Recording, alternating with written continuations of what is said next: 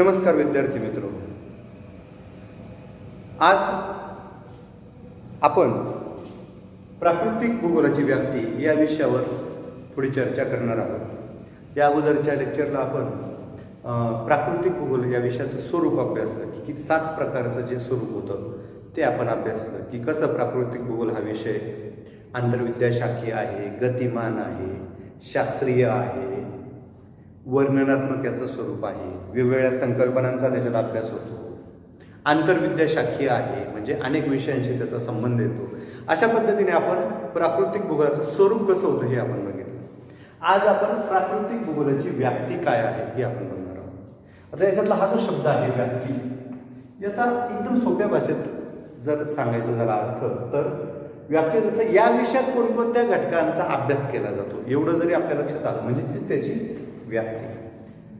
तर सामान्यपणे या प्राकृतिक भूगोलामध्ये 4 प्रकारचे जे आवरणं आहेत त्यांचा अभ्यास केला जातो. पृथ्वीवर ही 4 प्रकारचे आवरण आहेत: मृदावरण, वातावरण, जलावरण आणि जीवावरण. याला इंग्लिशमध्ये मृदावरणाला लिथोस्फिअर असं म्हणतात, वातावरणाला ॲटमॉस्फिअर असं म्हणतात, जलवर्णाला हायड्रोस्फिअर असं म्हणतात आणि जीवावरणाला बायोस्फिअर असं म्हणतात. तर या 4 आवरणांचाच अभ्यास प्रामुख्याने प्राकृतिक भूगोलामध्ये होत असतो. मग मृदावरणामध्ये असे कोणते घटक आहेत की ज्यांचा आपल्याला अभ्यास करायचा असतो किंवा ज्याचा व्याप्तीमध्ये समावेश होतो? तर साधारणपणे पृथ्वीचे अंतरंग,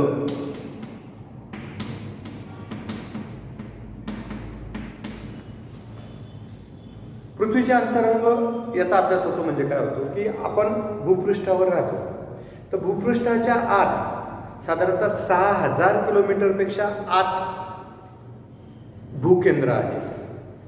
तर इतक्या जास्त खोलीपर्यंत काय परिस्थिती आहे किंवा कोणकोणते थर आढळतात, वेगवेगळ्या थरात कोणकोणते खनिजे आढळतात, तेथील तापमान कसं बदलत जातं, दाब कसा बदलत जातो, भूकंप लहरी कशा या वेगवेगळ्या थरातून प्रवास करतात, या सगळ्यांचा अभ्यास आपल्याला पृथ्वीचे अंतरंग या घटकात करायचा असतो. त्याच्यानंतर वेगवेगळे जे सिद्धांत आहेत जे मृदावरणाशी याच्याशी संबंधित आहेत, उदाहरणार्थ वेगनरचा खंडवन सिद्धांत, तबक भूसंरचना सिद्धांत, तर हे अशा प्रकारचे सिद्धांत यामध्ये अभ्यासायचे असतात. त्याच्यानंतर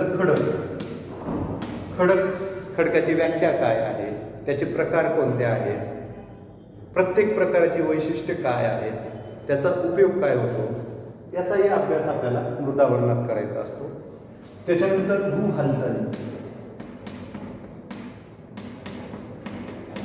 आपल्याला माहिती आहे की पृथ्वी जी आहे ही स्थिर नाही आहे, त्याच्यात सतत हालचाली घडत असतात.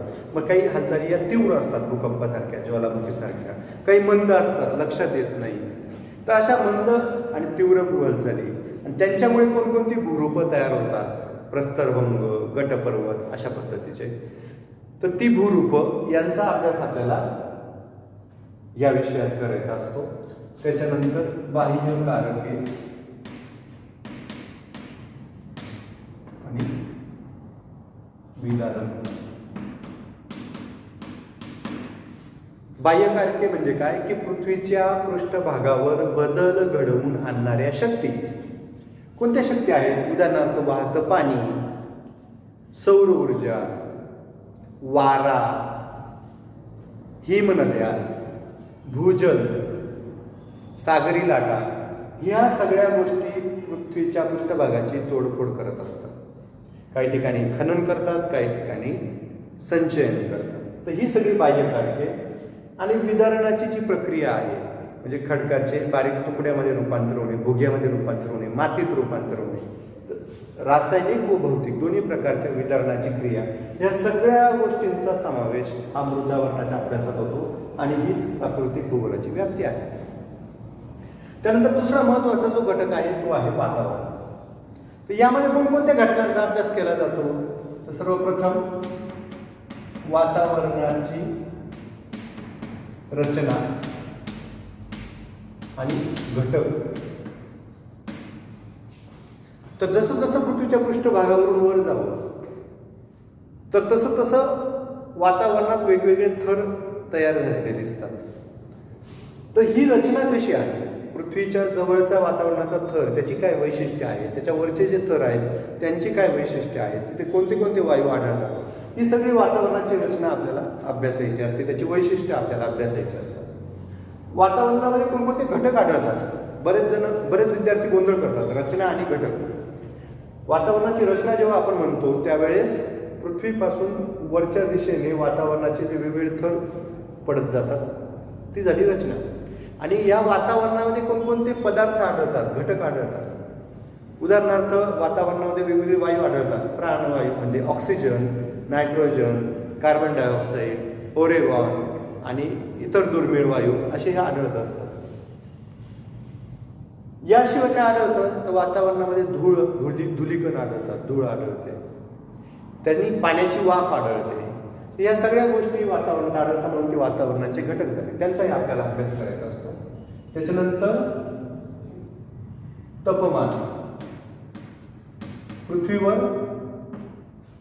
वेगवेगळ्या ठिकाणी वेगवेगळ्या प्रकारचं तापमान आढळतं. तर ह्या तापमानाचं वितरण कसं झालेलं आहे आपल्याला माहिती आहे की उष्णकटिबंध, समशीतोष्ण कटिबंध, ध्रुवीय प्रदेशातलं थंड शीतकटिबंध, तर असे कटिबंध आपण पाडलेले आहे. तर हे तापमानाचं वितरण कसं झालेलं आहे, त्याच्यावर कोणते घटक परिणाम करतात याचा अभ्यास पण इथे होतो. त्याच्यानंतर दाब व वारे, वेगवेगळ्या प्रकारच्या तापमानामुळे, पृथ्वीच्या हालचालीमुळे पृथ्वीच्या पृष्ठभागावर हवेचे वेगवेगळे पट्टे तयार झालेले आहेत. असे 7 पट्टे तयार झालेले आहेत. या 7 पट्ट्यांमुळे विशिष्ट प्रकारचे वारे सगळं पृथ्वीवर वाहत असतात. त्यांना आपण ग्रहीय वारे असं म्हणतो. काही ठिकाणी स्थानिक स्वरूपातही वारे वाहतात, उदाहरणार्थ खारे आणि मतलई वारे. तर ह्या सगळ्या वाऱ्यांचे प्रकार, त्यांची वैशिष्ट्य, पृथ्वीवरचे वायुभार पट्टे म्हणजे दाब पट्टे यांचा देखील अभ्यास हा वातावरणात होतो. याशिवाय आर्द्रता, हवेमध्ये जो ओलावा असतो, पाण्याच्या वाफेचं जे प्रमाण असतं, पाण्याचा जो अंश असतो त्याला आपण आर्द्रता म्हणतो. या आर्द्रतेचे सापेक्ष आर्द्रता, निरपेक्ष आर्द्रता असे जे प्रकार आहेत ते प्रकार.